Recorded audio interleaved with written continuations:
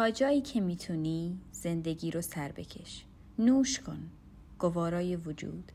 چیزی که من از زندگی تا الان درک کردم اینه که زندگی یه سفر پر از چالشه. گاهی تنها، گاهی همراه.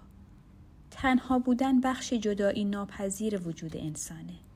پس یاد بگیر در خلوت و تنهایی خودت بهترین و با کیفیت ترین حالت ممکن رو برای خودت ایجاد کنی. یاد گرفتم تنهایی نه تنها درد نیست بلکه درمانه. تو تنهایی خودت به چیزهایی از درونت میرسی که هیچ وقت اونها رو ندیده بودی.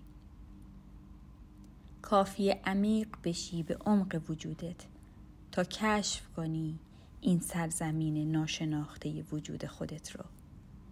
زمانی میتونی کشف کنی که با خودت به صلح رسیده باشی. اون وقت همه چیز برات روشن میشه و چراغ به دست میتونی به سفر و مکاشفه ادامه بدی. سفرت بی خطر رفیق.